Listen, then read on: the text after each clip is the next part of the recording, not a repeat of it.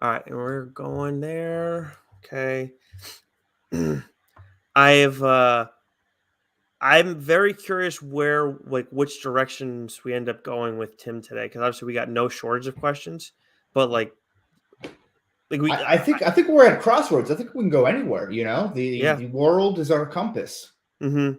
Is that is Sure. that is that a saying? I don't think so. I think it's something to do with the shellfish, but I could be wrong. Yes. Okay. There's a dirty phrase I used to say all the time that my wife hates. I said the world is our oyster, and I'm about to give it a pearl necklace. That's Oh, wow. yeah, I'm about to What? take it over. That's Mm, have some fun. mhm. Okay. She thought that was too graphic. She's probably right. I thought it was a Martha Wayne joke. I don't know, which would then be it's like too soon, West, but Oh yeah, too soon. Yeah, just every movie that's covered it. yes. Are you ever gonna watch Harley Quinn? On that note, Nah, probably not. mm, okay. Yeah, some you can't watch everything these days. That is true. This is very true. You know what I forgot to do is make a note here. Um, but I think I'm ready to get the ball rolling because Yeah, I think I am too. Let me crack open my Rolling Rock here. oh wow, is Going that kind old of night? school. Oh, you can't really see it. Let me You see if I can can't bring because it of the in. There we green go. screen. Oh, Yes. see, I was gonna have something for tonight too, but Well, the because decaf coffee, that's something. I know, and I want because I want to I want to read afterwards, but like with Tim on, like having a little alcohol when we get into spooky shit. Actually, maybe it's for the Yeah, best. I we'll don't see. know. You don't want the spirits inside of you when we're talking about the spirits. So That's a fair point. how about that? All right, let's get going here. In three, two, one. Welcome back to another edition of the Change My Mind podcast. I'm Wesley Sykes, and through the other side of the ether is the Casper. To my friendly ghost, it's Mr. Nicholas J. Esquire, apparition for I think you're the hire. ghost of either one of us. Not to step on your like extended note there. I apologize. Well, no, it's okay. Step away. But you're the apparition of anybody because I'm the one with the green screen. Your hands like can disappear at any moment. That's true. That's a good point. I'm Yes. just kind of floating right now in the ether. Are you even here? Very. Some may question that, So Mm, I ask myself that physically I am, mentally I'm somewhere far away in a good for deep you. sleep here. I'm happy for you. Um, but very excited, very happy to be in officially spooky season. Yeah. If you pay Great. attention to Dunkin' Donuts, the fall season started, I think, right around Labor Day with the pumpkin spice coffee getting released. But That's right. October is here now. We're officially in fall season.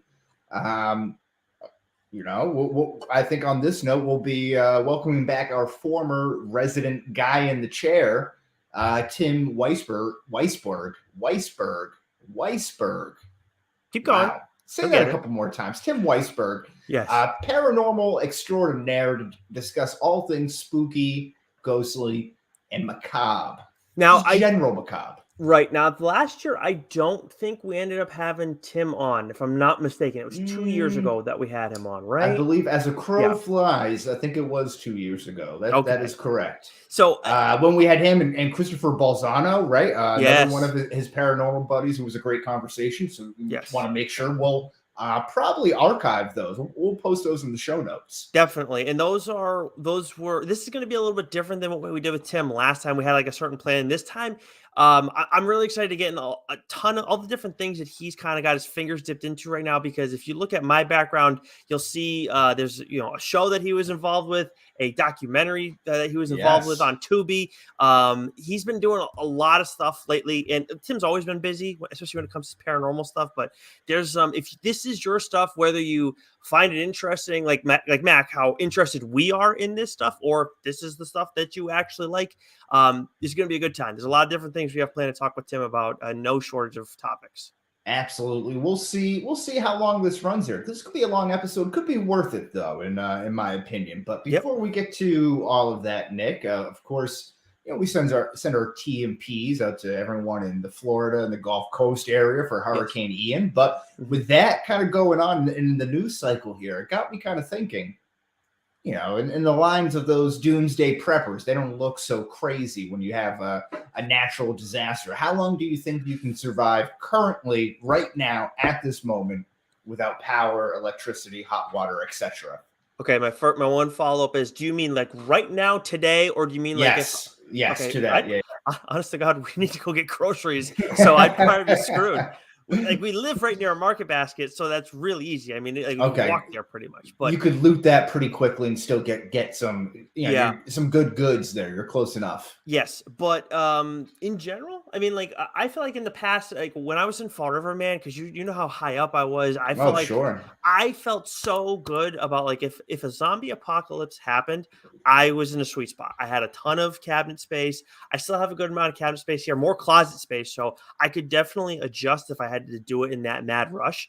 Mhm. But I was on the 8th floor. It's like there's no way it's gonna get me in any capacity, unless it's like airborne thing, but you can't really control it at that Well, point. So, are you armed? Are you armed to this? What would be the weapon of choice here for a potential intruder at the current moment? I I mean, would if imagine a baseball bat. I have a bat right next to me. Yeah, but I mean, if we're worried about like actual zombies, then they're everybody No, keeps kitchen Nick, I'm knives. not talking about zombies. I'm talking about in the light of Hurricane Ian, like real Oh, life catastrophes here. Like oh, how quickly oh. can you survive without power? How long can you go? Like Okay. are you prepared for that sort of Right thing? now, no, no, no. That's what I mean. Like, When are we ever going to deal with zombies? hopefully never, but you never know. But if no, right now, Wes, I'm not prepared at all for this. No way. Like, I have nothing. Like, I'm Do you telling you, usually have like water or anything like that, or yeah. again, some sort of a go bag? You keep your valuables in a fire safe No fire drawer safe. I definitely cabinet. we usually are pretty stocked on water. Look, I think in reality, if like we knew there was going to be like a serious weather thing coming, because in New Hampshire we're going to deal with snow a little bit more than we were Sure. before, right? Um, we'll be able to be prepared for I don't know. I'll probably make sure we were ready for like a month just in case. Just who knows? Like maybe 2 weeks is probably more realistic actually, but 2 weeks I think. Stocking up on the canned food and stuff. I have like two Yes. or three cases of water. I have that right now, so I have that handled. I wouldn't be able to make heat. I have the setup in the house for a wood stove, but don't have a wood stove. So that would be kind of tough. Where? You know, Okay, got it. You have this set up. in the basement. It would be in the Okay. basement. So there, it's all. I have the exhaust and everything set up. It's just closed off for it. It's Hmm. like there was one there with the previous owner. But Gotcha. that's something I think about all the time now. Huh. I It's crazy. Just like because now you're in the house and it's like, all right. Like I think I remember right around this time last year, right when we moved in, we got hit with a storm. We were without power for like 2 or 3 days. We had to get a mhm, generator mid-storm, like something like I never even thought about now. And it's right. like now we have it and we haven't even used it since. But again, a little peace of mind there. But Yeah, no, I see the generator front. I mean, I'm in a an apartment building, so that might help me a little bit. But I think I'd be in trouble there. But when it comes to like having to adjust and like being able to handle like space wise and everything, I think we'd be in pretty good shape because I have more space now. But I think that however long you think you'd be, I'd probably be like 3/4 of that. What do you think see, you do a it's month? I see right now. Luckily, we just went food shopping. I think we could do 3 weeks to a month. I think we could do that. Yeah, so then I'd probably be 2 weeks comfortably. But again, I'm probably overestimating there. I got a couple baseball bats. That's just about it. I got a chainsaw, but that's battery operated. So Mhm. I got to be, gotta use that sparingly if shit goes down. Right. Well, you have that's what I mean, like if we're talking about like you really have to like defend your home and like people are going to start breaking in, you have kitchen knives too. I know you do. Well, that's true too. Yeah, I would spend a Yes. considerable amount of time just going back and forth on the blade there. Like Yeah. someone at a campfire. Yeah. So there's you got and actually no, you have it's a wood fence, right? That you have at your house. No, Remember? no, no. It's plastic.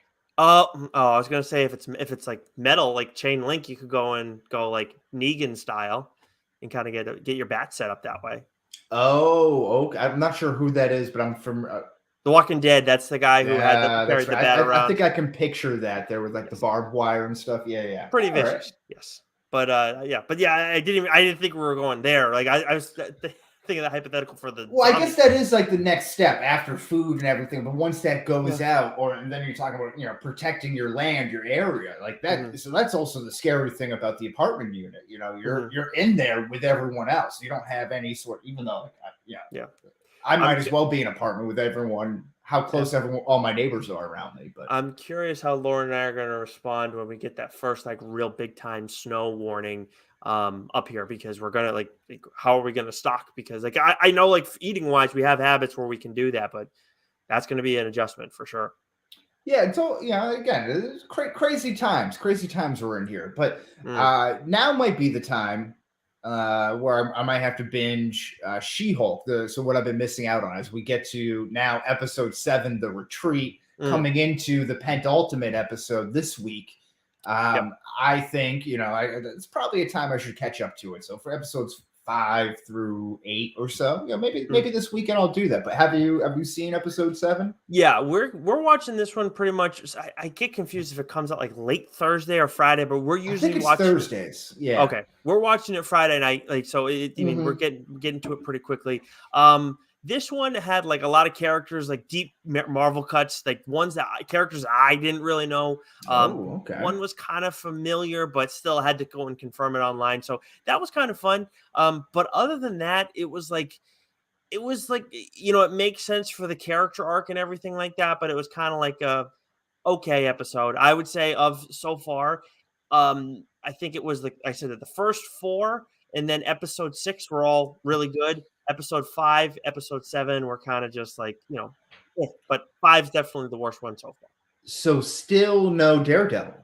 Nope. Still no Daredevil. So is that 2 or 3 episodes since the tease? It was I think I believe episode 5 was the tease. Okay. If I'm not mistaken. So 2 episodes but yeah, it's pretty far out. If you don't bring them in this episode, that's going to look pretty bad. Like I'm not going to go and be overly frustrated with it unless the only thing we get was what we saw in the trailer or the teaser, because then it's just that's just rude at that point. We do get the rooftop meeting, right? We do see in some trailers that him like standing and looking back, right? Right. But I'm just saying, if that's all you get, or like 2 seconds more than that, or it's super late, I just feel like, why are you doing it at that point? Don't tell us you're going to do it. Don't show us that you're going to do it if you're not going to give us more. So I'm hoping we get that over the next 2 episodes.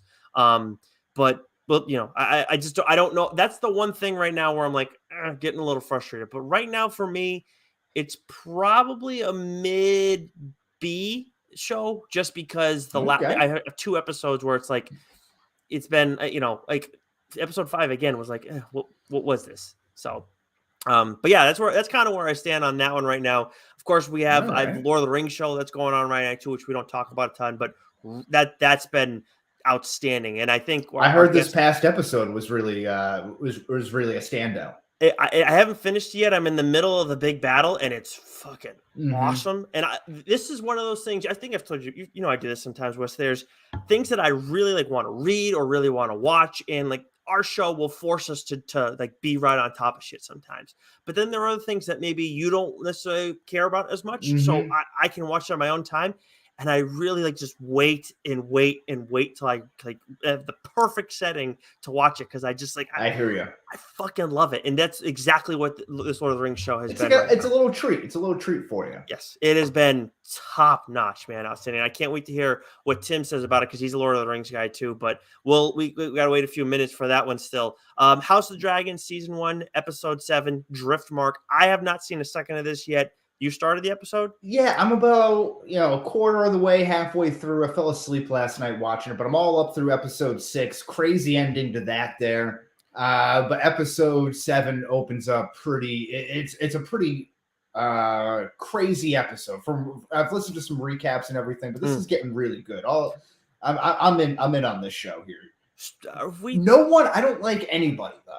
I'm not rooting for anybody. And that's the big difference from Game of Thrones. Do you remember what happened? Do you remember last week when we spoke how I said in episode 6 there was a character who I was like, oh, this character actually has quite a bit of potential. This character is really cool. And then that character dies at the end of the episode. Do you remember how I brought that up? Yeah. How fucking bananas was that? Wait. So who was that again? Spoiler alert for anybody who's behind on House of the Dragon. That was the the serpent, Damon's wife, who's his Oh, also that's his right. cousin. Oh, yes. Yes. After the birth, right? Yes. Yeah. Okay. Yeah. Because again, I kind of I watched everything, so it kind of blended together. So I wasn't sure if that happened at the start of episode 7 or not. So I didn't want to say that or not. But this is episode 7's dealing with the funeral, and it's all this kind of like weird interactions at the funeral. That's where it's taking place. So it's kind of a cool like one. Bottleneck episode where it's all kind of like in one real location. Okay. Oh, gotcha. Oh, okay. Cool. So it's not as big of a time jump because we've been getting a lot of those throughout the course of every time. And just throw a timeline up there for us. Just throw a year. Give me something. But anyway. Yeah. Speaking of giving us something, we were not thrown a bone last week when we recorded because as a crow flies, the Ryan Reynolds released a trailer announcement, I guess, for Deadpool 3, and we knew that was coming out. That's not the news, of course. It's all out there now. But Hugh Jackman will be confirmed to be Wolverine in Deadpool 3. Yep. Pretty huge news here. Absolutely. Would have liked to got tipped off about that. Yes, I think it happened. Like, what was it? Like, because we did a Tuesday episode last week, not normal, and we started at 5, also not normal. That news dropped at like 5:08 or something like that. I checked the timestamp on his tweet, and I was like, "What the fuck, man?" I saw this thrown out there. Wes, I don't know if you saw when I quote tweeted. I forget who it was through the idea, but friend of TLDR, Cullen Bunn, was the writer of Deadpool Kills the Marvel Universe. What do you think about the idea of Deadpool killing the Fox universe as part of the MCU? That's interesting. That would be a really interesting and meta way, kind of going like one step further in that fourth wall break. That for all of its faults, for all the things I don't like about She-Hulk, I don't have an issue with the wall break like everyone else does. I think that kind of plays, but I think it plays with Deadpool as well. Yeah, definitely. But again, so all the meta stuff, like I'm here for it. And just to have those two together, they're best friends in real life, so you're gonna have that natural chemistry between them, a buddy cop type of thing. Maybe Josh Brolin comes back and get Cable in there. I don't know. Who knows? I think he's still in the fold, right? I think he's still alive at the end of that movie. Cable's still in play. That would be amazing.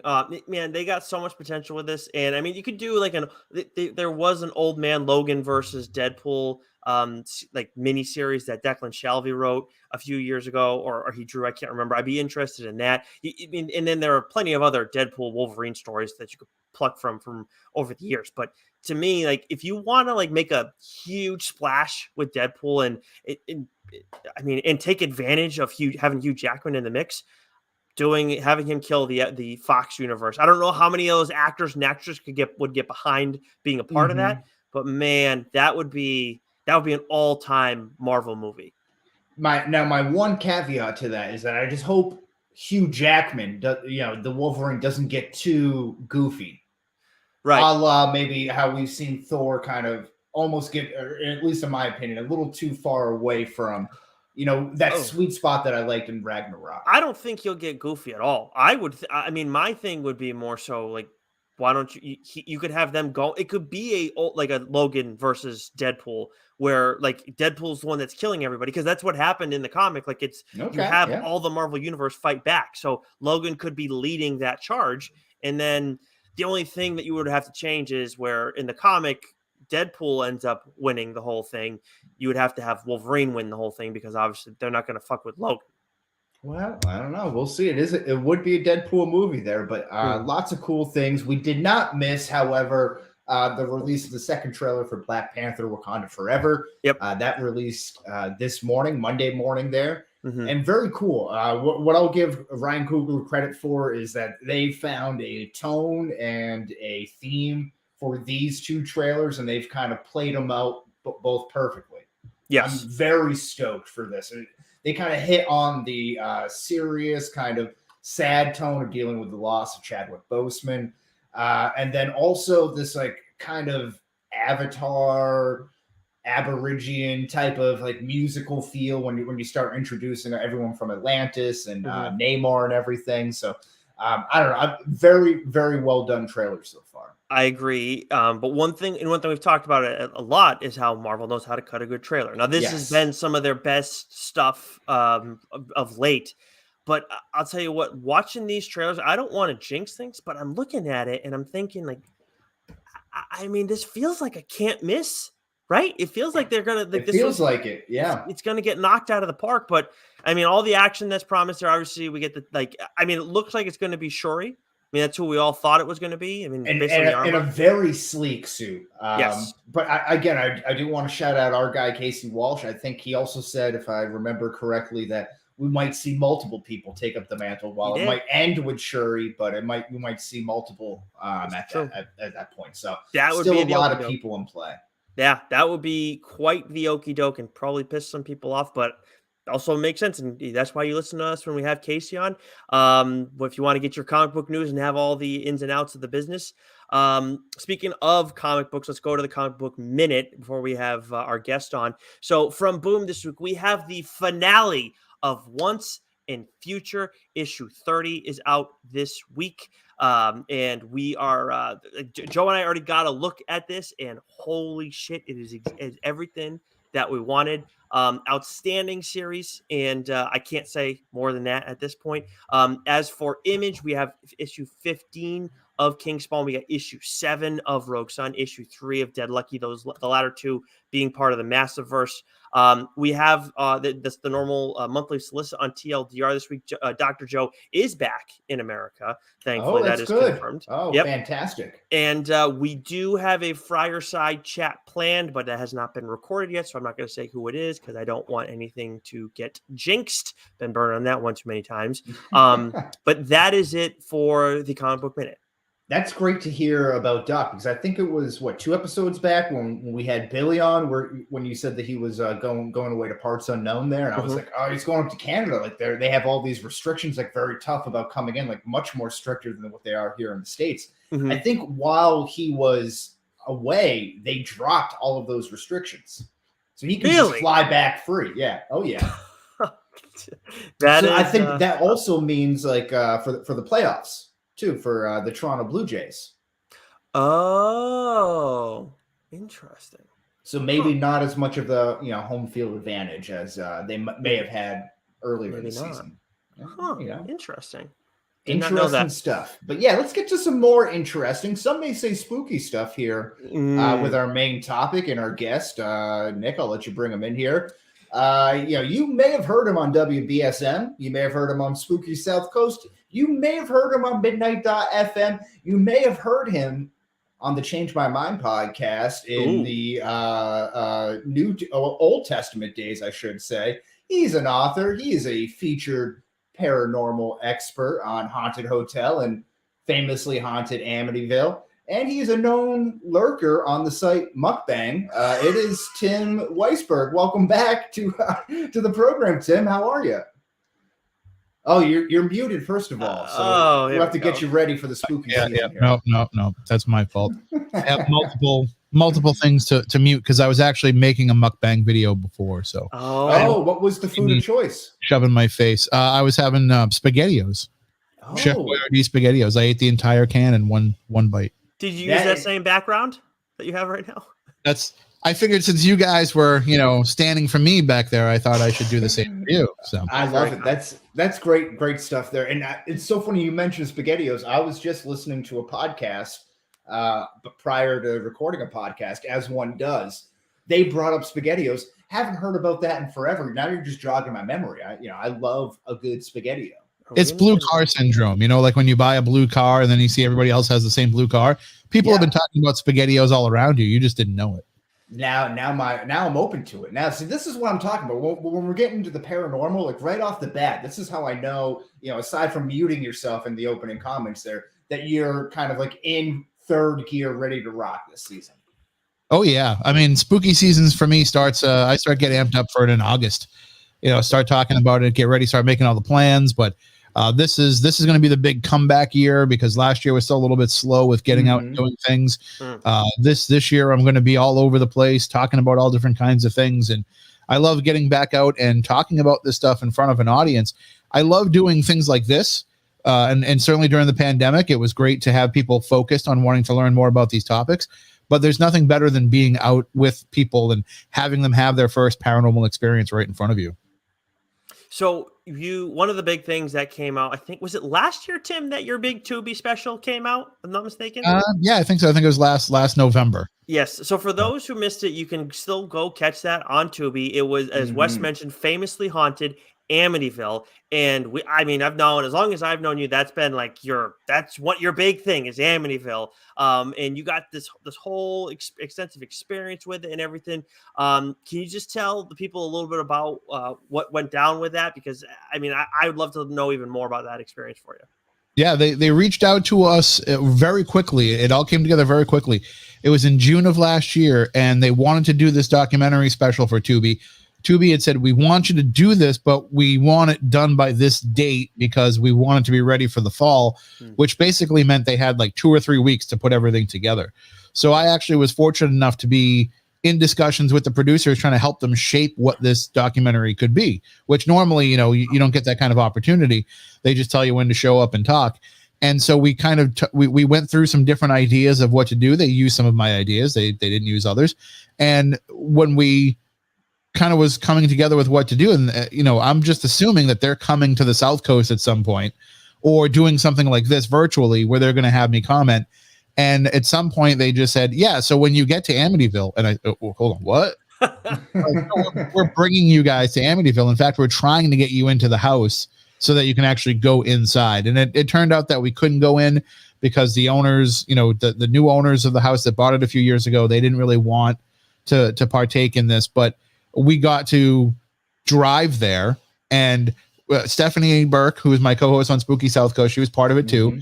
So we drove there, and as soon as we got into town, first we just dropped stuff off at the hotel, which, she wants to go like get ready, get changed, do whatever, make a phone call. And I'm like, how the house is down the road. Come on, hurry up.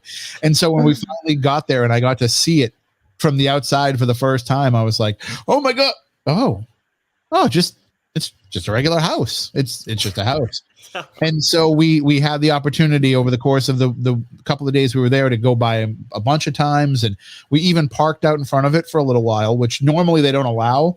You're not allowed to park in front of it, but we had special permission from the police department to park out there and film some things. So we actually did a what's called the Estes method, which you might have seen in some paranormal TV shows, where we attempted spirit communication with whatever might have been in the house. And Stephanie, being a medium, she turned on her powers as well. And we kind of came away thinking that whatever was there in that house kind of died with Ronnie DeFeo, the Amityville murderer who actually passed away in prison last year. So was that for you a bit of like a letdown, just because this is something that you've wanted to see your whole life, and now it's just kind of like, it's not really that power isn't necessarily there anymore? Well, it was twofold. In one sense, it gave me a bit of that feeling, a little bit of I wish I had been here at the height of all of this stuff going on. But then part of me was also like, this is comforting to know that it's not something that's plaguing the people that live there now, that it's not something that people they don't need to come harass this. I guess people are still going to show up and take photos anyway because it's a tourist thing, but people don't have to worry about trying to get into that house. And then the other part of it too is I had been having, the Amityville case reach out to me, which, sounds weird, but this was something that was, I was basically warned that something there knew about me and was, focused on me. And to know that it's probably not there anymore is a little bit more comforting. I forgot about that.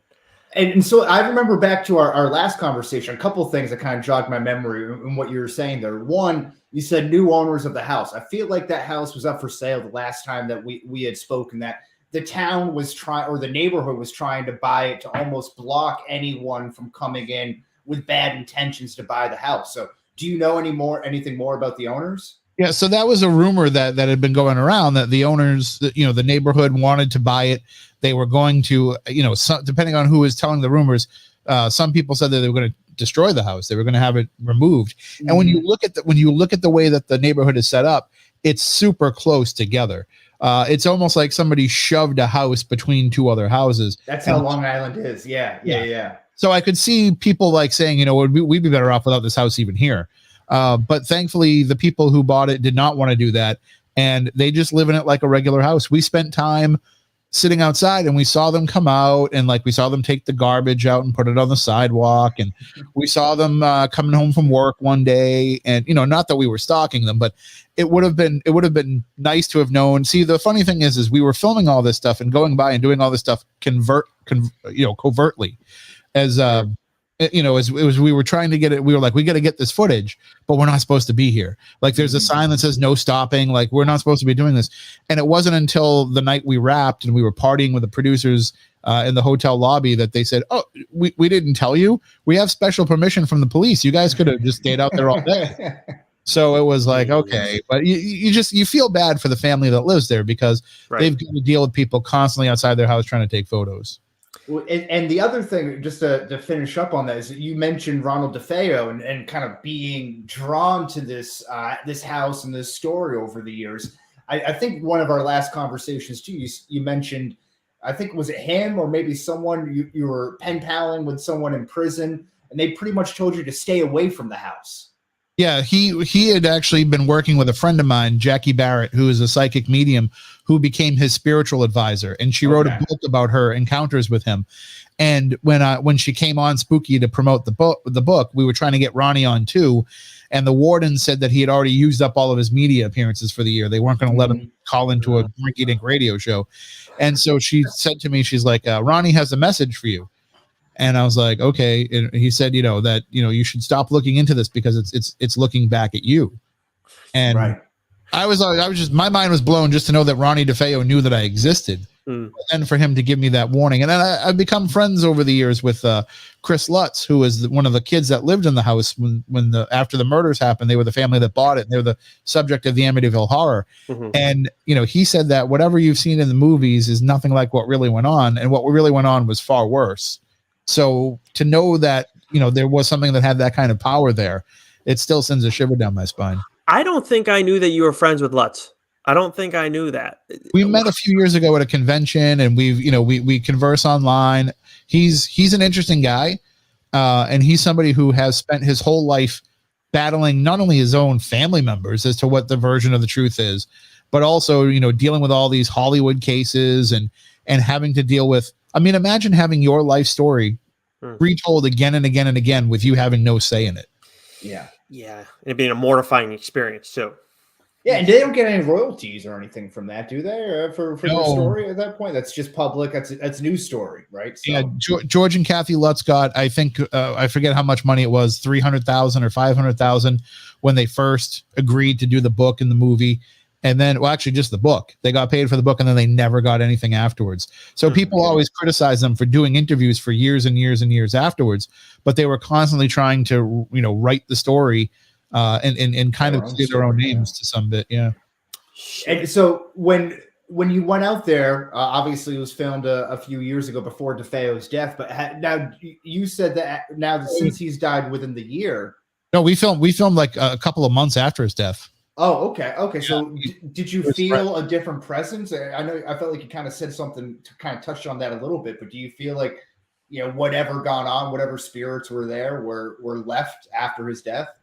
Yeah, I think what happened was, and Stephanie kind of talked me through this a little bit because, she picks up on them and she gets an idea of what their story is. And even though she said like, I'd really have to get in there to really do a deep dive, but she can connect with spirits anywhere.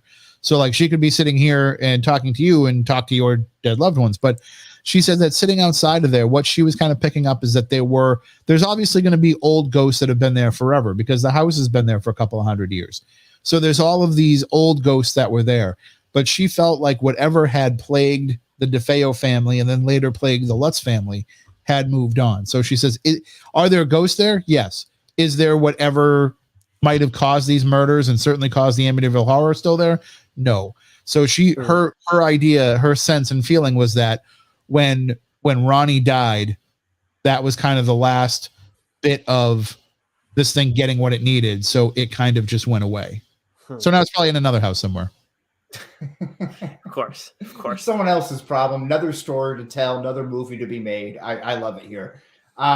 So this is something kind of crazy here, I'll hand it over to Nick after this. But this is an idea that I heard that I would like to hear your opinion about. It's not an original thought on my own here, but about haunted houses and them being energy portals that allow for like almost like, we'll use the term like an incursion like event throughout timelines here. So for an example, like a house gets a reputation for being haunted in the 50s because the then homeowner comes in contact with, let's say, the current homeowner in 2022 during this incursion event. You have a blending of the timelines, like say like Interstellar, for example, which then leads to the current house being haunted because because since the 50s, that's been known as a house that's been haunted. But you're really just doing a form of like maybe time traveling or something like that. So is that a crazy idea, or is that something that you've come across when talking to people? So it's a pretty commonly accepted theory in the paranormal that this is a possibility. So what it is we think that there are a variety of different ways to explain what goes on with ghosts, but one of the possible explanations is it all breaks down to quantum mechanics. And the idea that, if I can quote my favorite TV show of all time, Quantum Leap, time is a piece of string that sometimes that string gets balled up, allowing all the different points on that string to touch each other. And so the idea is that what we are really experiencing are these time slips. So that when I walk into this place, there's some sort of thinning of the veil that allows me to see back into 1850. Or in your case, 1950, say. So, this window has allowed me to see back into that. And so the ghosts of that era, the people of that era appear to me as ghosts. And likewise, they would have the same thing going on. They would be seeing the people of our era as ghosts. Now, what's always kind of hung me up on this theory a little bit is, if that's the case, how come the ghost stories from the 1950s aren't talking about people wearing the clothes that we wear today and having the appearance that we have today? It always seems to be that it's people from the past, no matter what. So my wonder is that whatever these windows might be, it doesn't kind of work two ways like that. It just keeps letting the people that are there see glimpse into the past and there's a reason for that. It's called the stone tape theory, because it came about from a TV movie in the 70s with that name, but the name is stuck. The idea being that the foundation of the building, the walls of the building, the environment around the location helps hold in energy. So all the energy that's ever been expended there is recorded there and imprinted there. So if you go to most haunted houses in New England and they say, oh, there's all kinds of ghosts here, my first question is, well, what's the foundation look like? And it's usually fieldstone or granite, which has a lot of quartz in it, and quartz amplifies and records energy. So we actually have a scientific reason why there would be this energy recorded and playing over and over again in a place. What that doesn't account for is when it's intelligent and you can actually interact with it. So I think that this time slip theory explains a lot of what we see, but it doesn't really explain a lot of what we interact with. I am going to make sure when I buy a house like that, I got to make sure it's not foundations, not quartz, because I ain't dealing with that shit.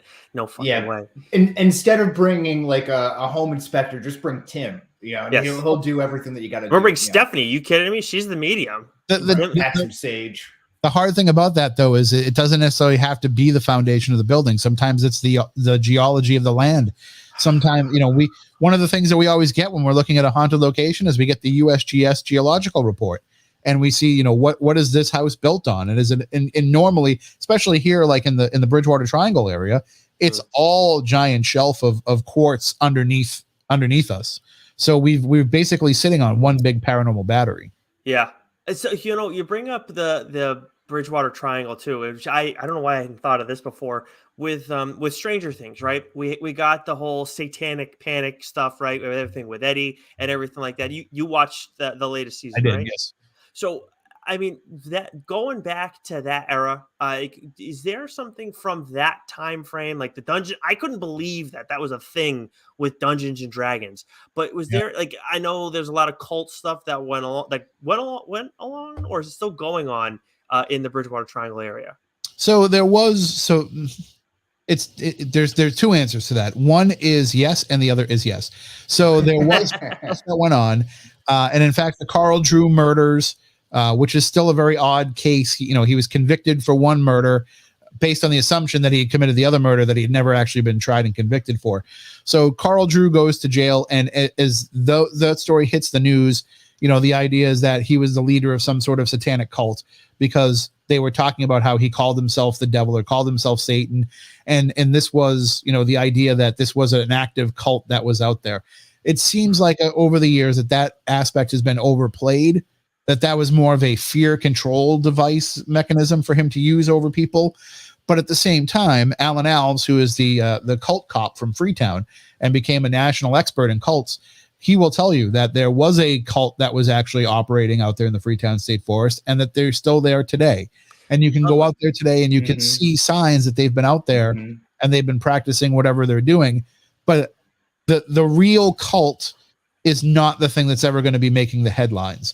So, as he said, it's in his research into it, there's very powerful people in southeastern Massachusetts that are involved in this. And you're never going to catch those people. You're going to catch the low-level people that are doing the low-level crime for them, or people that are trying to just kind of be cult by association. So, yeah, it did get stopped to some degree, but it's also still something that's happening. Man, the cult stuff too. It's like, don't get me wrong. Like I do believe in like the spirits and everything like that. And obviously now this whole time travel thing, Wes, I mean, that's a whole nother thing that's getting thrown in the mix. But the cults are just like, they're very much real. They're very much there. And I mean, we were talking about, what was it? The Netflix show that we were talking about recently, Wes, about the mom, Sins of the Mother, right? Yeah, right. Right. Did you catch that, Tim? Yeah. And that was, that goes to show that it doesn't take much to get somebody to buy into some of these. It really just takes a charismatic person to really get people into this. And I've dealt with enough, people who have been involved in cults.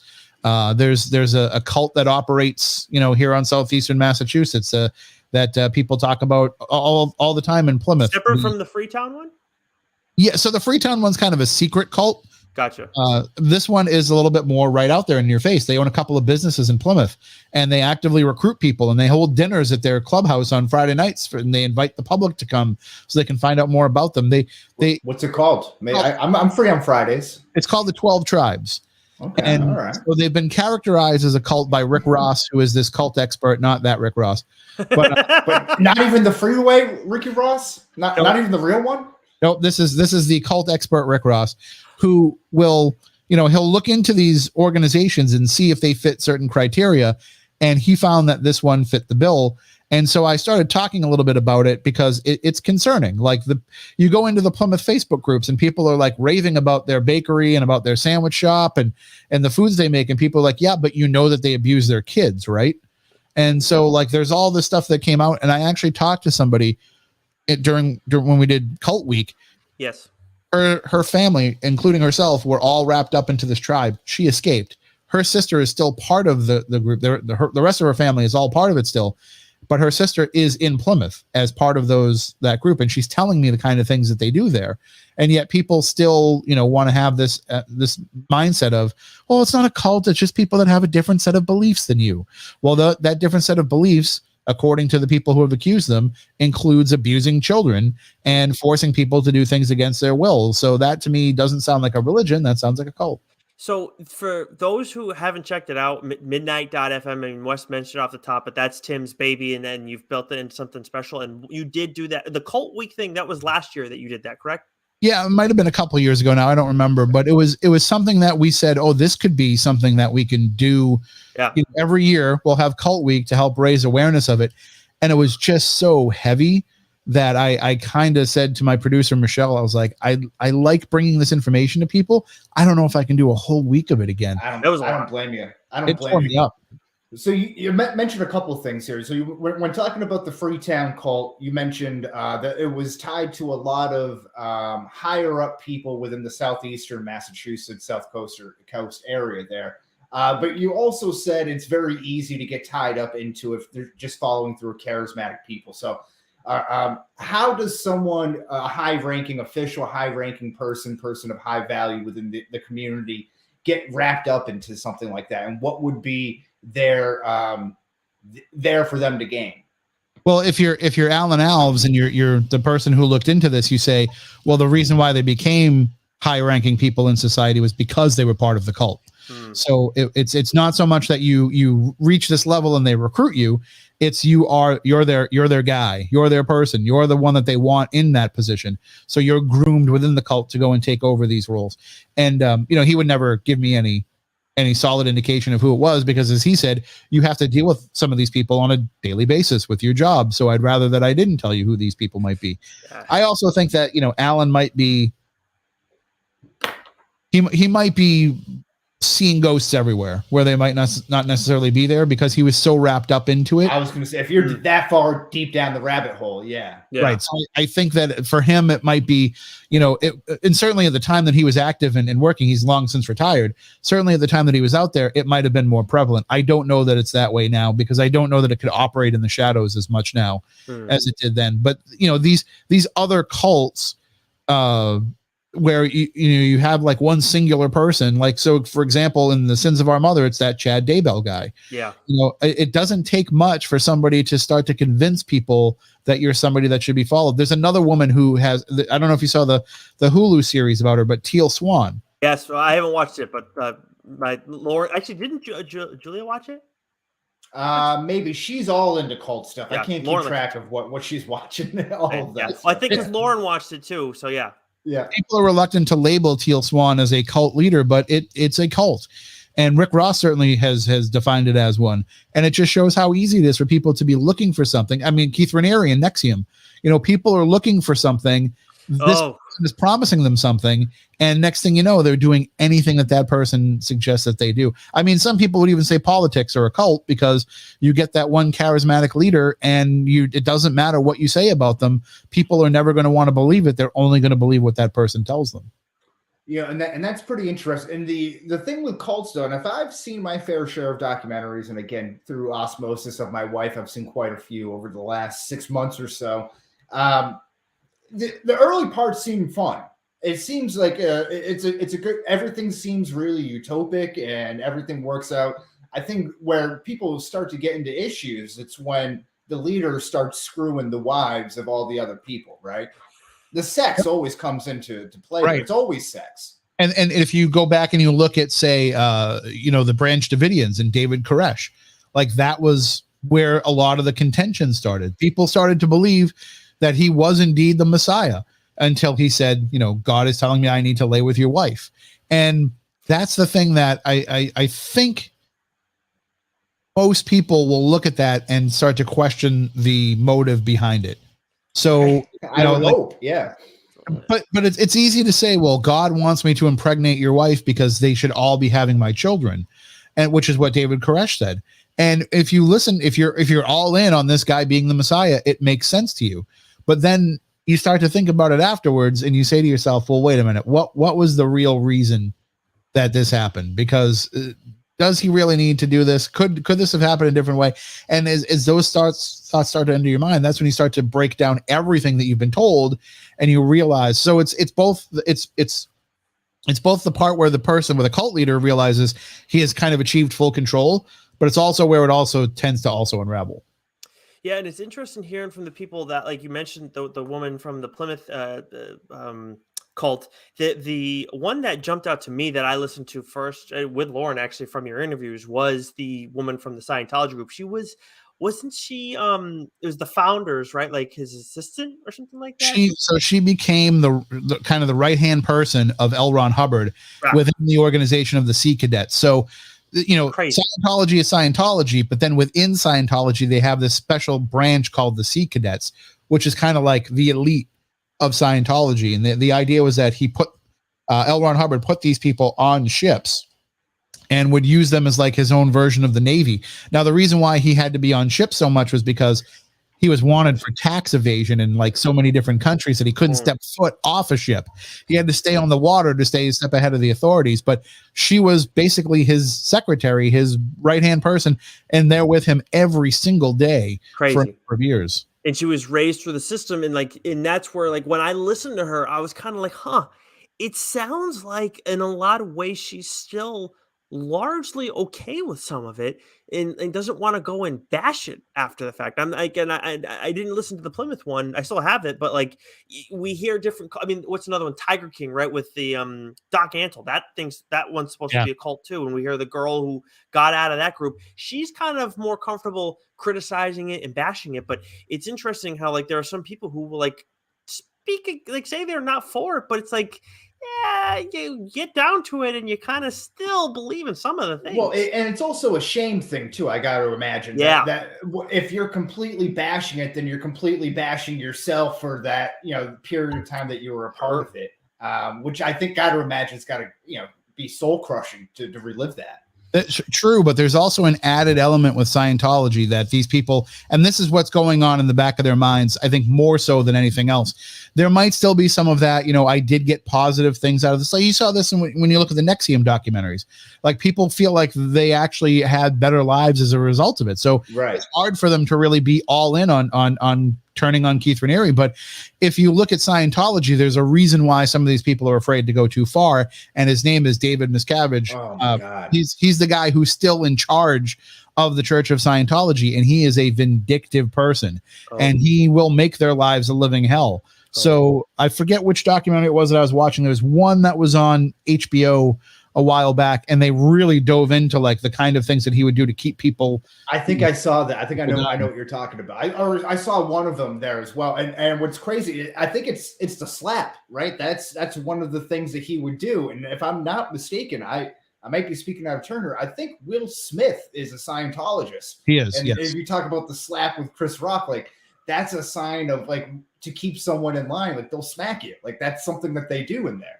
And I was warned before we started. So just a little bit of inside info on the Cult Week.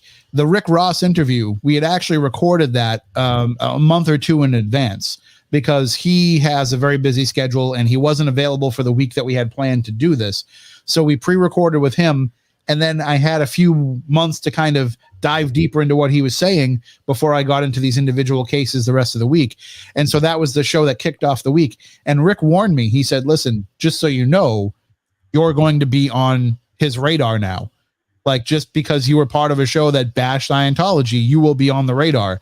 You might get that visit. You might get that person that shows up or runs into you in the parking lot outside of work and tells you, like you should really have all your facts straight before you're talking about Scientology. We'd hate to see something happen to you, those kind of things. So, I mean, my outlook has always been that I had no problem bashing some of these other cults for what they are. I always tried not to dive too deeply into the Southeastern Massachusetts cult because they are here among us, and I don't want that situation to arise. But Rick Ross said, when you're dealing with Scientology, it doesn't matter. They'll find you wherever you are. Oh, boy. Wow. So on the flip side, to play a devil's advocate here with Scientology, I just saw something crazy on Twitter that was talking about Stanley Kubrick and a lot of his movies, right? And a lot of the hidden messaging that could be taken into a lot of his movies. And they're talking about Eyes Wide Shut and maybe as his ode his omission to a Hollywood cult, right? I think that's one of the prevailing theories about that movie. And that movie, maybe it was about the Rothschilds or the Rockefellers or something being at the head of that group with all the masks and everything like that. And that movie scared Tom Cruise and of the Rockefellers so much that it drove him to the Scientology church for protection from the Rockefellers. Very crazy, or Rothschild. I always confuse those two. Well, the Rothschilds, but he was a longtime Scientologist before that film, though. So okay, yeah. So again, I'm just reading something passively on Twitter. I was like, that's a pretty crazy story. Yeah, well, I mean, there's a lot. See, here's the problem with Scientology, and if you've watched the documentaries, you know what it is. It's a system that's built for you to always feel like there's somewhere else you need to go with it. So, which actually kind of a lot of religions are built on. But the idea is that, you have to keep paying and you have to keep, being part of this and contributing to it. And Cruise is all in with it. I mean, he's, David's best friend. Like they do things together. And so for him, he's been somebody who must have been at all the highest levels by now. They must have told him everything that there is to know. And it's almost like, in my mind, at some point they all realize it's a scam, and then they decide to just continue to be part of the scam. Because how can you get to the point where you think that you're these Thetan beings are coming down and inhabiting your body, and you can reach all these levels? Like, you've got to be really nuts to buy into that. And I don't know that I believe that Tom Cruise is really nuts, or Will Smith, for that matter. What do you have to, like, seeing is believing at a certain point, right? There's if you're in it for so long and keep being told there's the next level, at a certain point you have to see some results here to continue to buying in. Or maybe, like you said, you're just so pot committed that you're like, all right, I'm going to carry on this lie now. Yeah, well, just imagine if, like I said to you guys, like, I can solve all your problems in your life and make your life better. You have to do this thing called going clear, where you have to hook yourself up to this machine and tell me truths about yourself and pay me money. And then, when you get to the certain point, I'm going to reveal all these secrets to you. And then when you get to that certain point, I'm like, all right, you ready? Here's the truth. We're all space aliens. I think most rational person would have been like, all right, I'm out of here now. That's it. You're not getting any more money than me. Money. Yeah, and now you just have all their blackmail information too, because you just have all that going clear information that they. And that's the idea behind it. Yeah, it's a horrible exploitative organization, but as always, there's always going to be some good with all the bad. There are going to be people that are part of these cults that feel like their lives have been better for it, and as long as they just keep trotting those people out there, then it's going to be hard to fight the truth of what they really are. Oh man! Now that we've had Tim on, we're gonna get that interaction. Wes, someone's going to show up at our. Oh God! Yeah. Now we're going to be on the list here too. Yep. We're going to get this cease and desist letter from the Church of Scientology saying, please don't mention us again, or we'll sue you.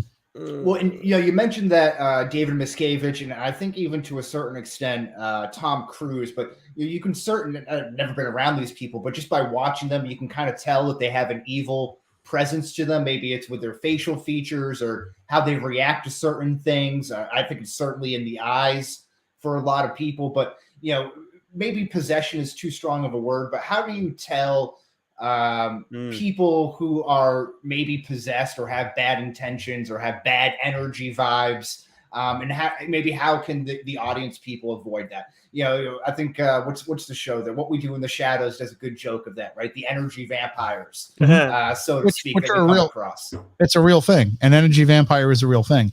So there are people who are willing energy vampires. So there are people who decide to live the vampire lifestyle, but because they don't want to actually consume blood, because it's not really a very safe thing to do. So there's a lot of people, and it's probably pretty hard. I do know somebody who is a human blood consumption vampire, and he has to go through so many steps to get people to, sign waivers and certain rights to allow them to drink their blood and all kinds of things. But oh my God, going through the legal channels though. So he's doing everything above board. It's all consensual. Okay. But with energy vampires, a lot of people have realized that really what vampirism is about is just an exchange of each other's energies. So they've gotten together, and so there's a lot of sexual vampires too, for the very same reason.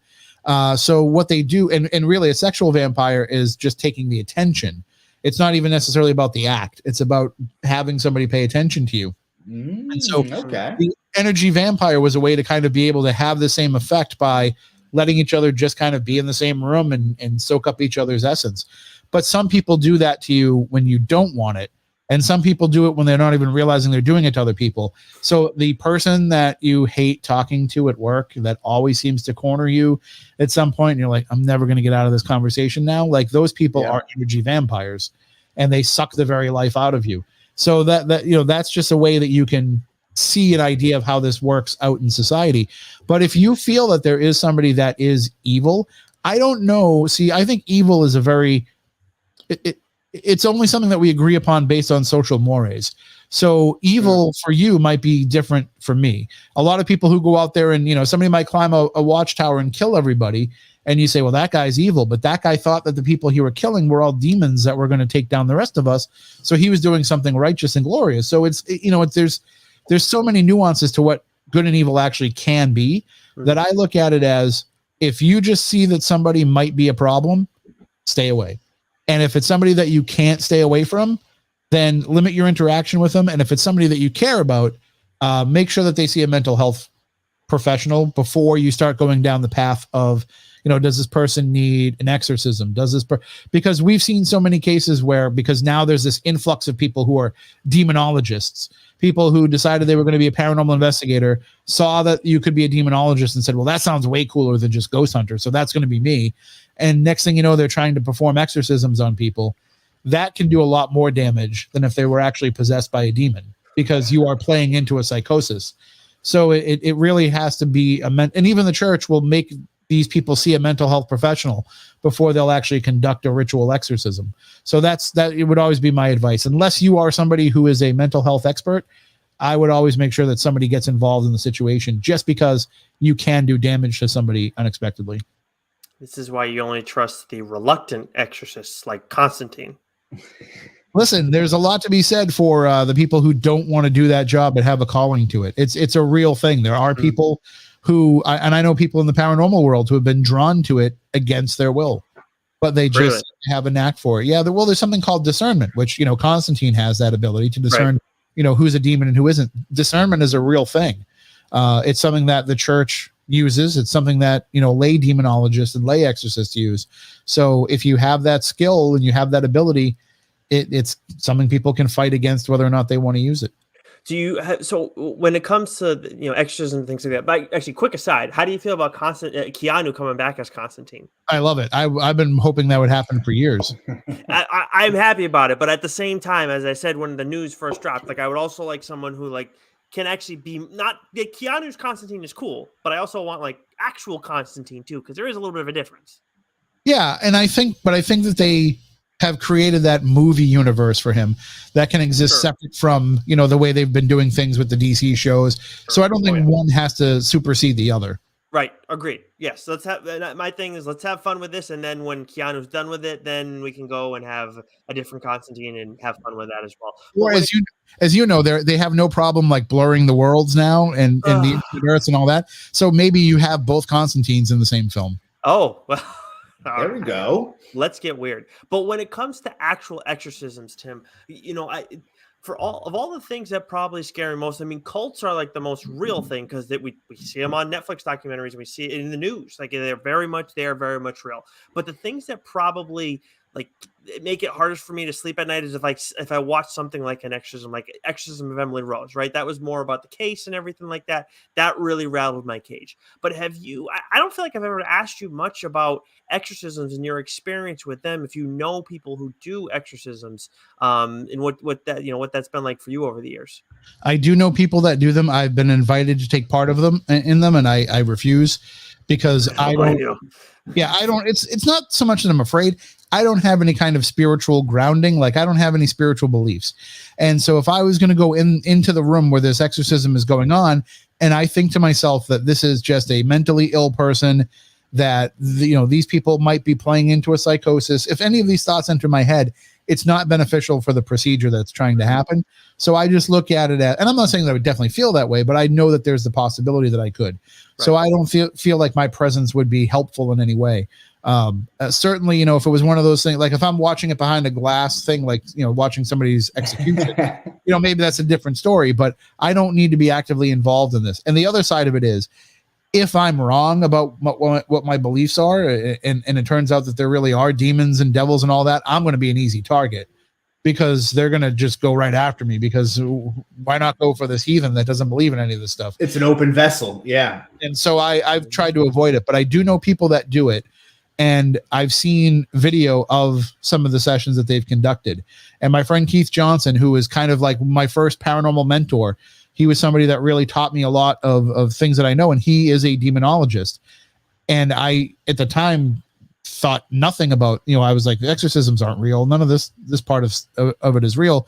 And he showed me these videos of people who were speaking in tongues, speaking languages that they didn't know, that were acting not like themselves. And it didn't seem like it was anything from the movies. It just seemed like it was somebody that was a regular person going through some sort of mental health episode. And that's what really kind of unnerved me the most about it, is that you could have somebody that's possessed right under your nose and not even realize it. You could have somebody possessed, but is also a drug addict. So you're blaming everything that they're doing on the fact that they're a drug addict. You could have somebody who is possessed, who is, bipolar. So you think that treating the bipolar gets rid of that problem, but it's I think that these people who have these afflictions just become more susceptible, because if there are demons, they know that they can kind of get away with it. And I'm sure if you give a demon Ritalin, it's not going to make a difference. Right. Well, I'm sufficiently rattled now. So thank you. So this goes, and again, this might be a little loopy here, but this kind of goes into a language that's been adapted over time and different words and whatnot. So you talk about spirits and possession and drugs. Alcohol, right? That's been called the spirit. I was joking around with Nick about that before. I think it goes back to some Latin, some base root. Alcool was another type of spirit that possesses you, and you act differently, right? You can drink vodka, you might get a different drunk than you were to drink whiskey or beer or whatever. Do you buy into that at all? Into alcohol being possession of spirit, or possessing you with a certain amount of spirit while you're drunk, essentially? And I think it goes even beyond just alcohol. I think that's certainly one factor of it. But if you think about it, these stories predate, written history. There have been stories of people being possessed and exorcisms having to take place. How do we know somebody didn't just go out and eat the wrong weed when they were out there scavenging for food? Mm-hmm. How do we know that somebody didn't get sick from eating something that they shouldn't have and then started hallucinating? So there's a lot of different factors that could have happened over the years that played into because we only had spiritual explanations for everything. What's thunder and lightning? Oh, God's bowling and, flashing a light. I don't know. So there was all these, little things that we would come up with to try to explain the world that we didn't understand. And so I think a lot of the stuff that happened now, that happens now, still kind of plays into those same beliefs we had thousands of years ago. Huh. I like that. Okay, here now I have a upcoming up and I think it's in December, going with the family to a medium to go, see to interact with any past loved ones and see what comes up there. Oh, wow. So I forget where it is, but Providence maybe. But at any rate, what advice do you have for people who have gone to maybe how to get into the right mindset and preparedness for that, to maybe be the most open to that sort of situation? And then maybe first, is there any situations in which you wouldn't recommend someone going? I would caution somebody who recently lost somebody from going to see a medium, because Stephanie always says it takes about a year for a spirit to really transition to be able to come back and interact with people correctly. So, you've got to wait. As much as it hurts to do that, you've got to wait. But I would also be cautious because, listen, not every medium is legitimate, and not every medium, some mediums are legitimate, but they just don't have as much mediumistic ability as they think that they do. Excuse me. So, a lot of times what happens is they get that little bit of it and they're like, okay, I'm good. I'm ready. I can go start charging people for this. And Nick, you can probably relate this back to, baseball. Just because I can throw a baseball doesn't mean you want me to be the starting pitcher for the Red Sox. I mean, maybe this year they would have taken me, but in general, there's a difference. There's a skill, there's a honing of it. There's a natural talent that other people have that other people don't have. So some people just can throw the ball, and so they just want to get out there and play the game. And it doesn't necessarily work that way.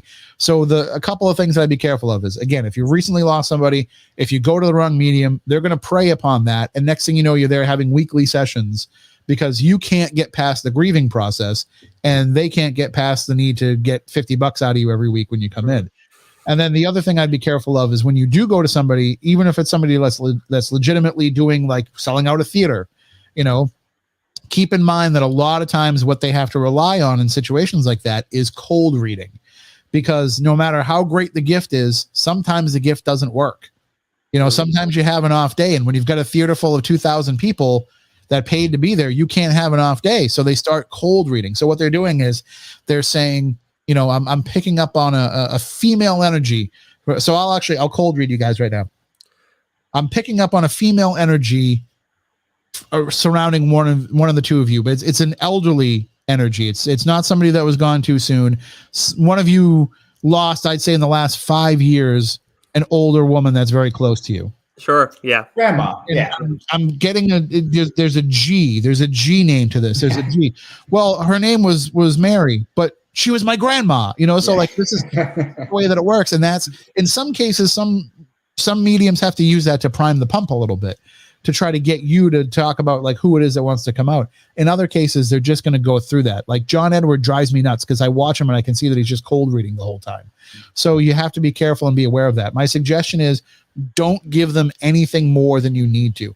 If you go there and you want, and this is an amazing thing to have to say, but don't go in there looking to contact any spirit that you might have posted about on social media. No. This is very much like that old Steve Martin movie, Leap of Faith, where like they're listening to the people that are walking into the tent and then feeding that into his earpiece to tell him like what to talk about. And it's kind of like they could very well, because you're buying these tickets online with your name. Yeah. Yep. And so, not that I'm saying that they all do this, but I'd say eliminate the possibility that they could. And so all these little factors kind of play into it. And the more you give them, the easier it is for them to not be making a true connection. So, answer the questions when you're asked, but don't give any more than you need. Okay. All right. I like that. Sense. That's a good tip.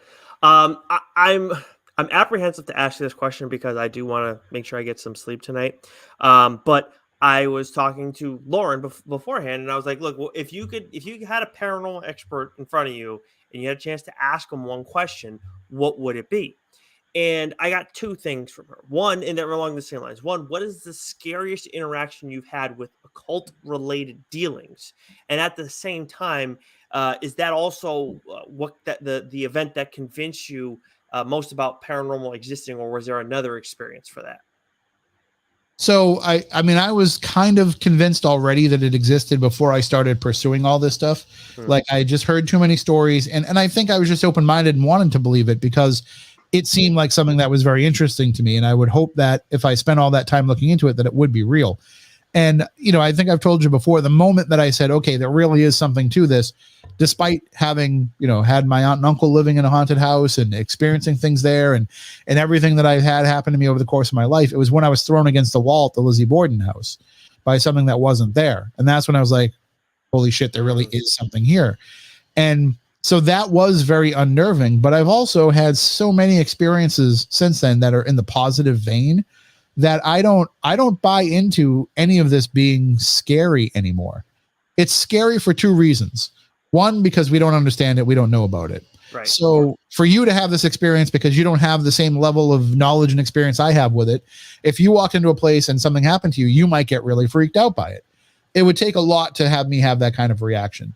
And then at the same time, I've also learned that a lot of times it becomes scary because fear energy is the strongest form of energy. So these things kind of want us to be scared because it's that energy that we exude that they're grabbing to be able to manifest more. So if you're in there and you're cool and you're calm and you're like, hey, ghost, let's hang out. Let's talk. I have questions. That's not going to help them communicate as much as if you're like, is there anybody here? And you're exuding all that extra energy for them to kind of use to feed upon and manifest. So I've found that and I just had, so not to try to, turn this around to event promotion at all, but I just did an event Saturday night where I went to this place for the first time, the Emery Estate in Weymouth. It's a place that's only been open for investigations for about a year now. And what's different about this place is instead of dealing with ghosts from 100 and 200 years ago, like I do in other places, these are all people from a family that died 30, 40, 50 years ago.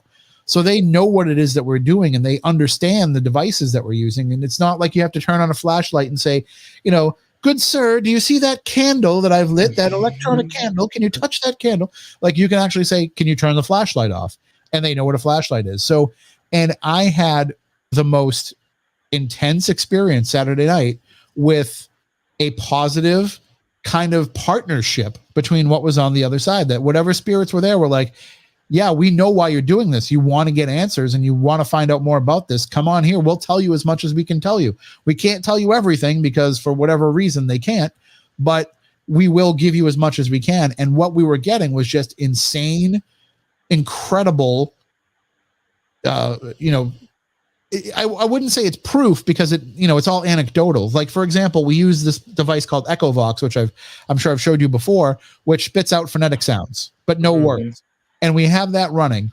And there are two girls there, Kim and her friend. I can't remember her friend's name, but Kim and her friend hadn't seen each other for a while. And in September, it was Kim's birthday.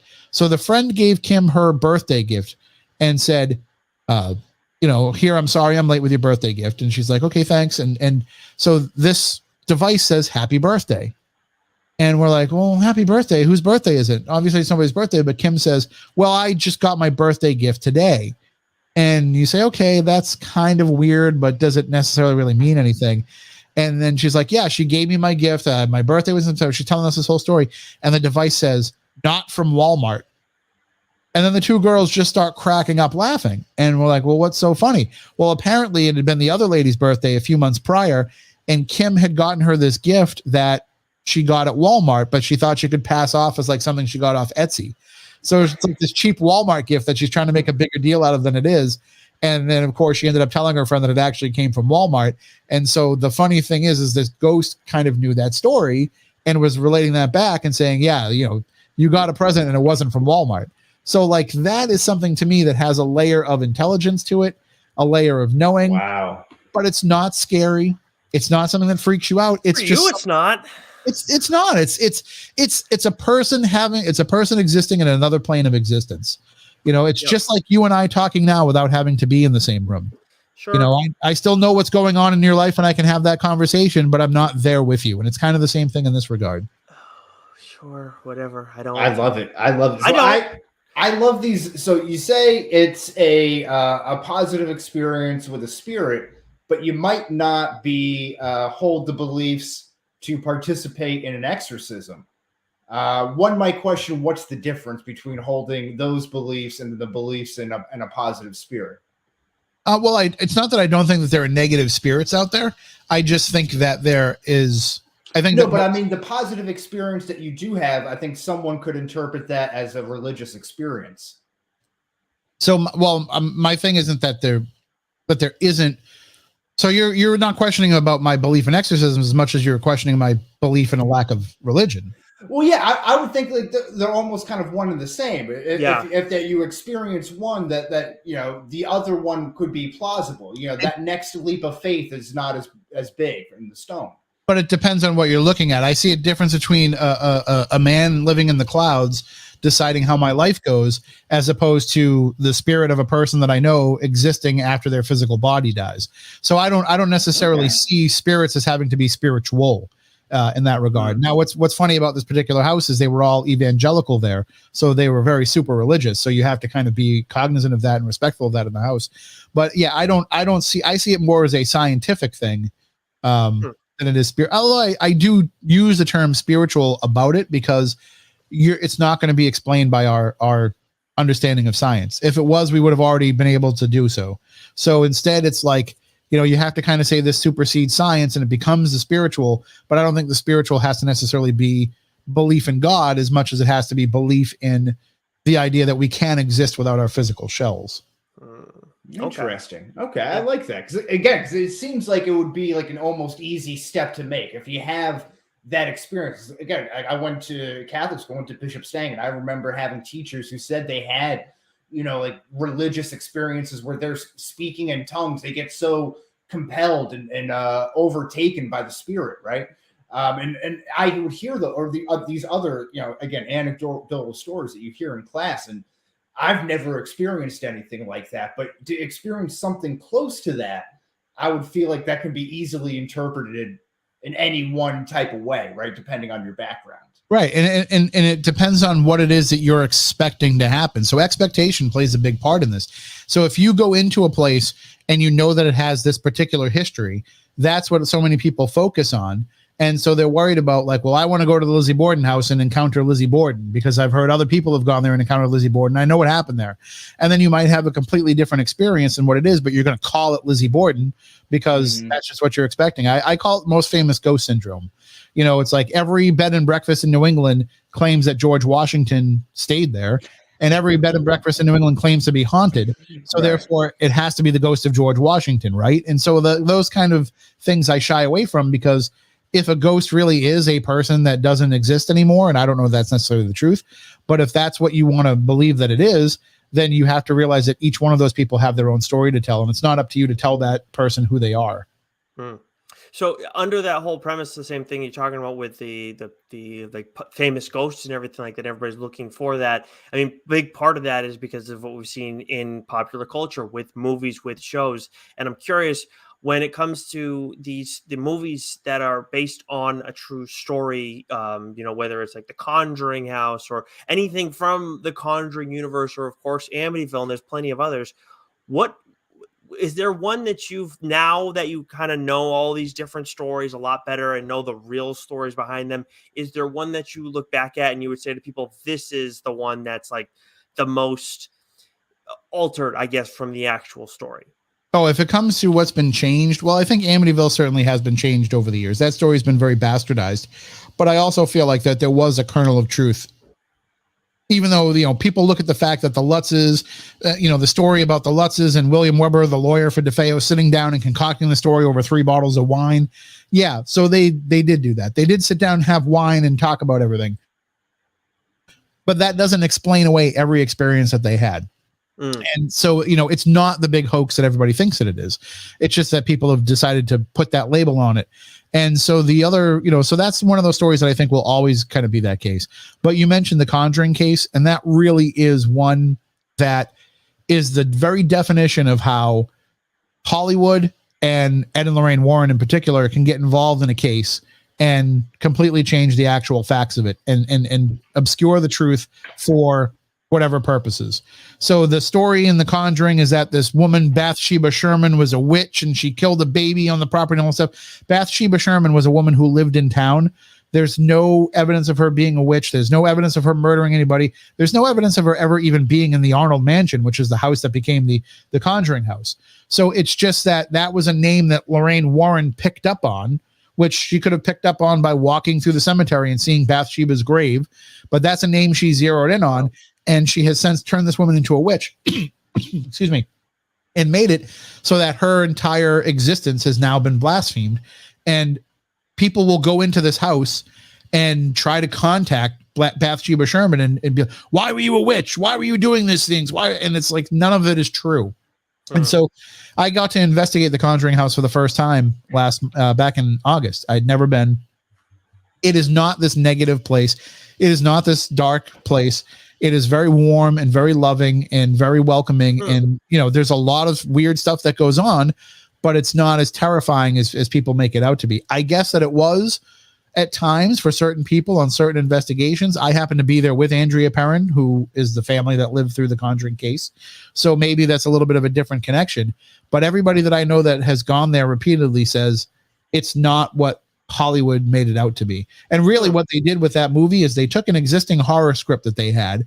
They took Andrea's story that she'd been writing, and she wrote a 3-part book series, House of Darkness, House of Light, House of Darkness, House of Light. And they took little bits of elements of her story and they added it to this pre-existing script that they had and turned it into based on a true story. So whenever you hear that term based on a true story, just know that there's probably very little truth into it. Yes. Yeah. Yes, exactly. Well, I mean, is there one then that you think that is, like they say, is based on a true story, and it actually is like, hey, this is actually pretty well done and does justice to the real story? I don't think so, really, because so many of the well, the problem is see, Hollywood doesn't really have a need and a necessity to make it as truthful as possible.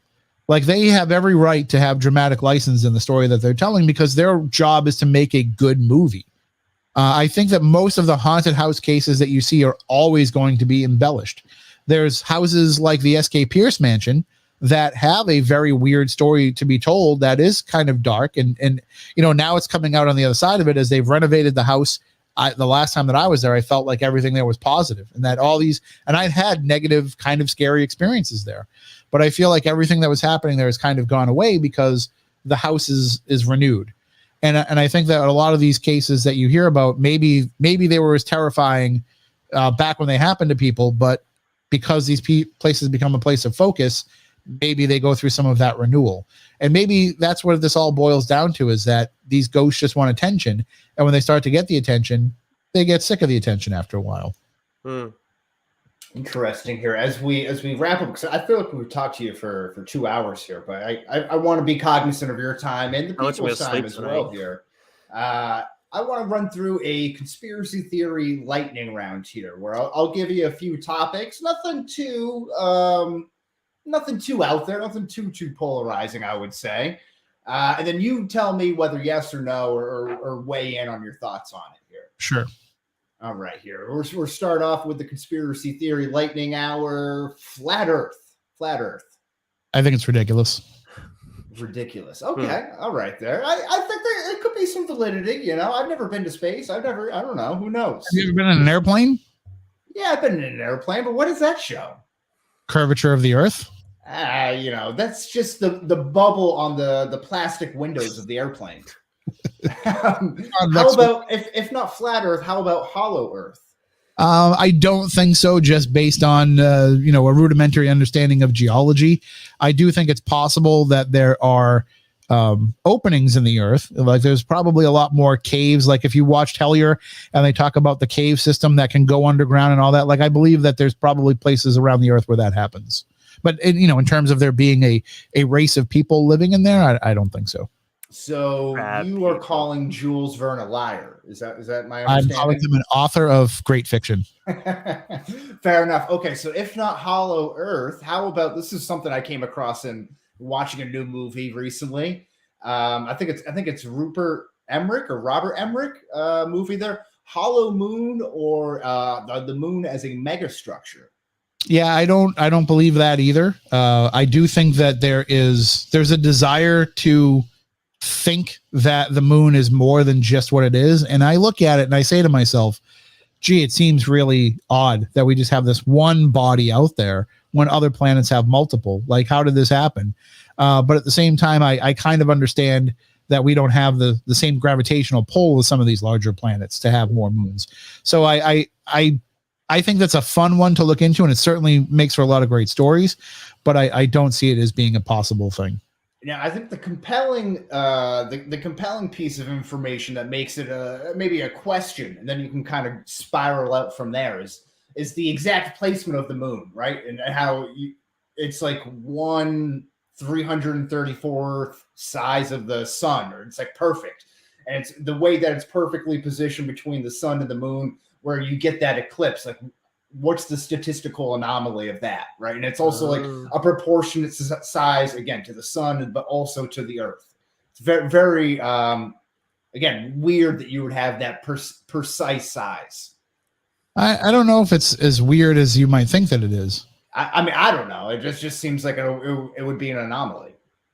What do I know? Yeah, I'm not Neil deGrasse Tyson, so you do have him on your show once in a while, though. Yeah, I am fortunate enough to get to talk to him, but I'll ask him about that next time I have him on. I'll see what he thinks about hollow moon theory. Please do. How about we'll go back onto the Earth here, perhaps the flat or hollow Earth. Atlantis, the lost city of Atlantis, and if so, where do you think it would be in your best guess? So I don't know how much I believe in the idea of Atlantis. I do believe in the idea of a lost civilization.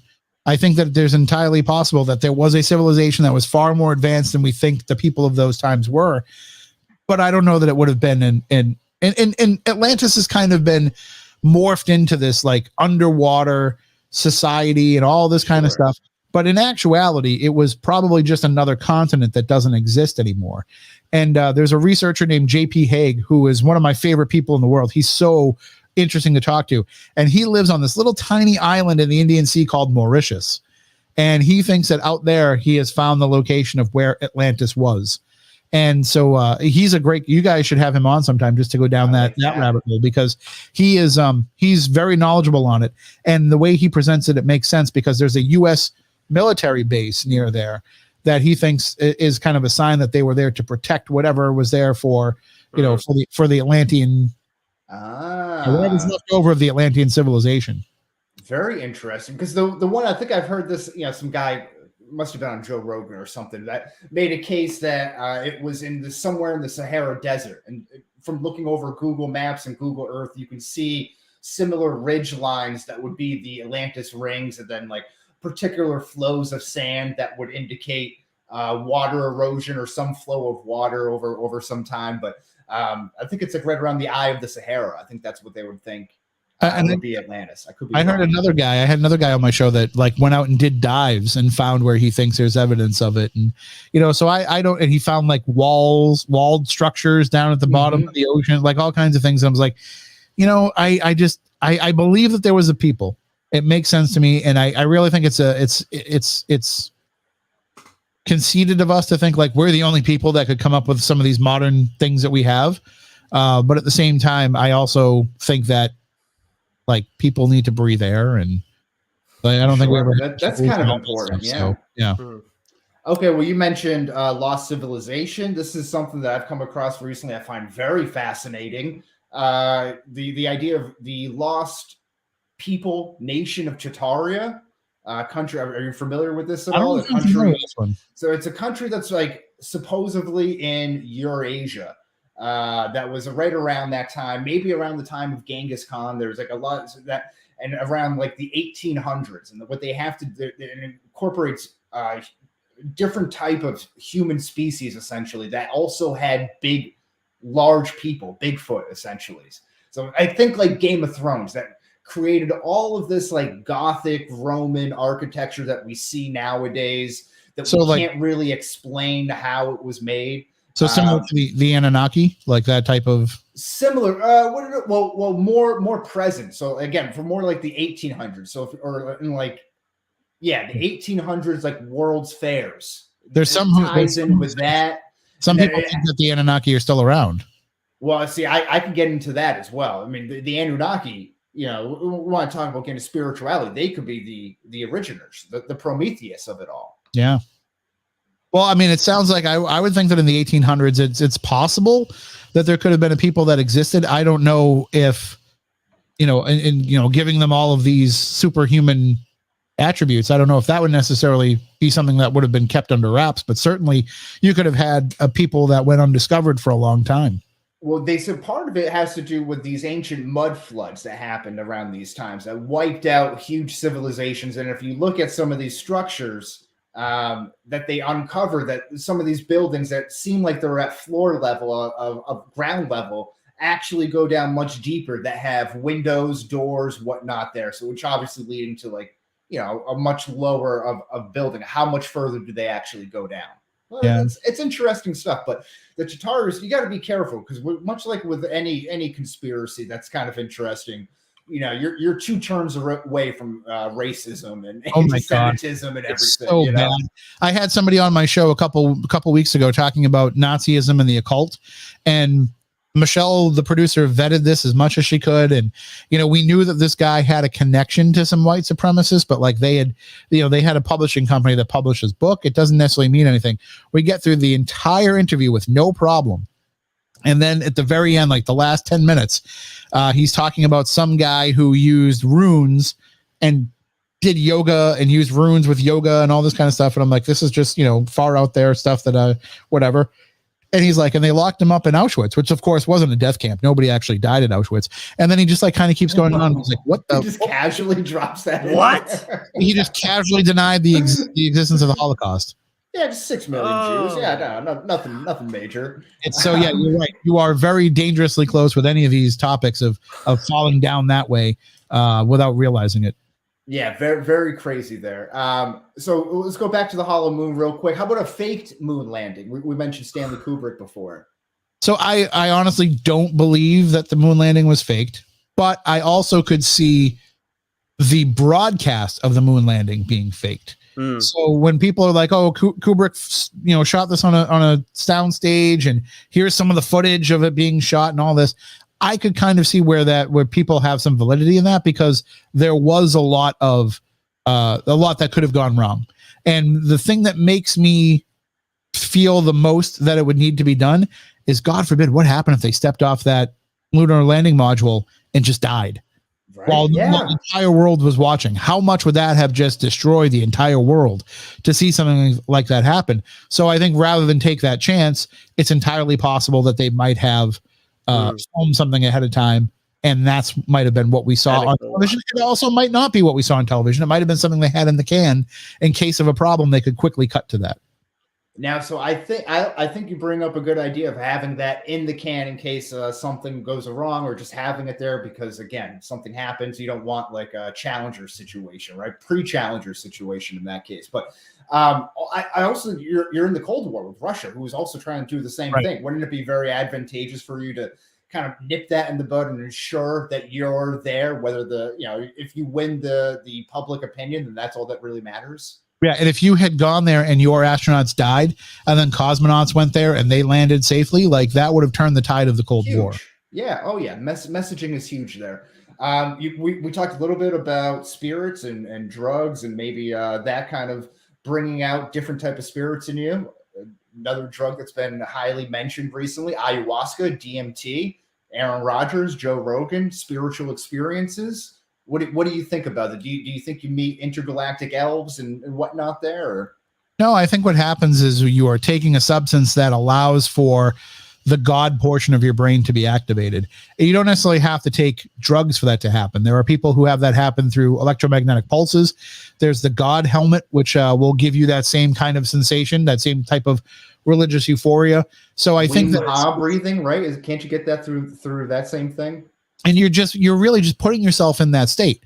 So I think that you are putting yourself in a position where you are willing to be open to more ideas. And maybe that means some of these ideas are real concepts or real things that are coming to you. But I also think it's just a matter of like, this is the same way people defended, smoking pot and taking LSD back in the 60s, that it opened up your mind. It made you think differently, and which is fine. Like as long as there's no negative side effects, go ahead and do it. Go ahead and explore. But also, like, let's not ascribe too much into what's happening without any kind of verifiable proof. That being said, a friend of mine says she's got some DMT and she wants me to take it with her. So I think I might actually do it. I'm very interested in that as well. So maybe we can talk after this as well. Yeah. One more question as we wrap things up here. One final one. The Hunter Biden laptop. No, I'm joking. That's it. That's all the time we have here for today. No, that was great. So that you wrapped up the conspiracy theory lightning round. Nick, do you have any more questions? Anything else before we let Tim, who's been so gracious with his time, go? No, we there's always more to ask Tim about, absolutely, but I think we'll have to save that for another day. Actually, I just want to know, Nick, if you've been driving down Route 44 at all lately. You bastard! No, I moved like 3 hours away from it now, just because of you, bastard. No chance. What about some ghost stories in Nashua, New Hampshire? You know what? I'm going to get them out of here. We're not going to make it so he can't talk to us after this. You can tell him that there's redheaded hitchhikers on every road. No, yeah, okay, yeah, well, okay. Anyways, I do want to ask you though, Lord of the Rings show. Have you been watching it? You know what? It's funny because I heard you reference that I'm a Lord of the Rings guy, but I'm not. I thought you were. I've never read the books. I've never watched the original movies. I don't know anything about it. I have a very rudimentary knowledge of Lord of the Rings, and it's not that I don't like it. It's just that I never dove into it as a reader. And then when I tried to watch the movies, I kept falling asleep.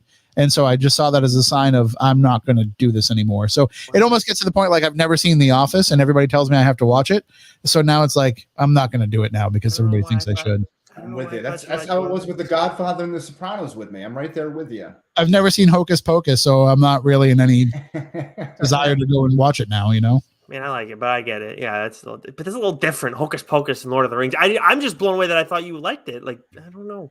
I'm sure I would if I ever sat down and got into it, but I haven't done it. It's a bit of a slow burn. Yeah, well, to each their own. But Tim, I really appreciate you taking time to hang out with us today.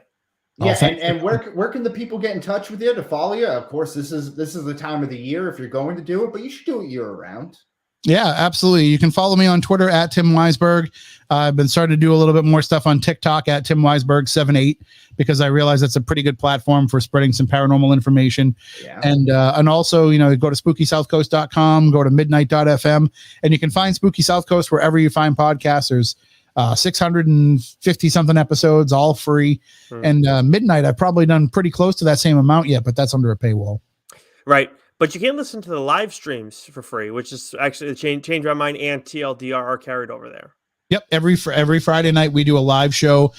We used to do it every weeknight, but schedules get in the way. I started doing a weekday show at WBSM, so I didn't have the time anymore. Right. But we do Friday nights 10 to midnight. Right.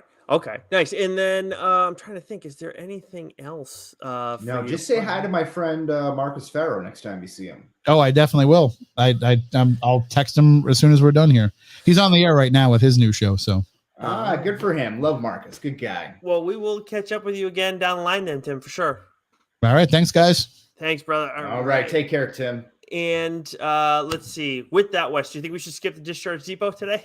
Yeah, I got nothing else going on anyway. So Okay. that's just yeah. I'm just watching grass grow. Okay, so let's really quickly go.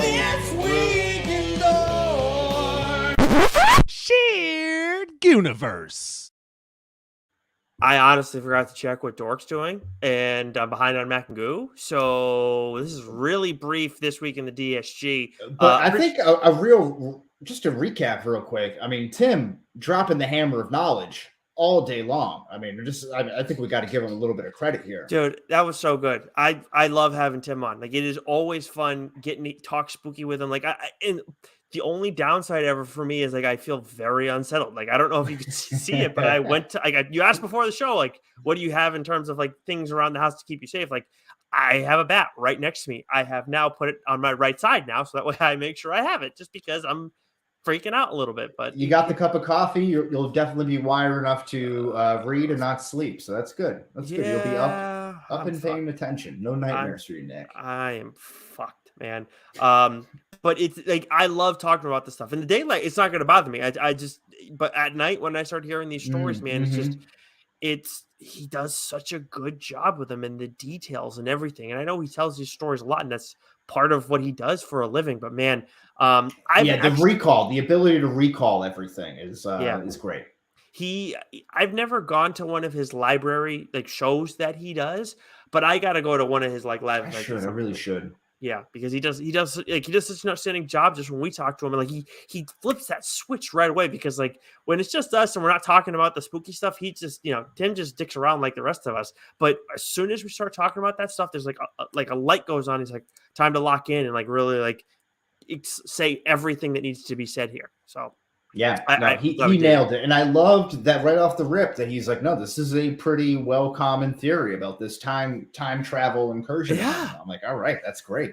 That was mind blowing. Absolutely mind blowing. So so awesome stuff. And that's the only interview that we're going to be doing spooky related for this holiday season. But we do have my birthday episode planned for next week, and it's weird because we talked about how the Deadpool news dropped right like as we started our recording last week. Yep. And then I told you, was it right before the episode? No, I had it in the notes. I think you've written down in the notes. Yeah. Yes. So we're going to do an original versus sequel for my birthday.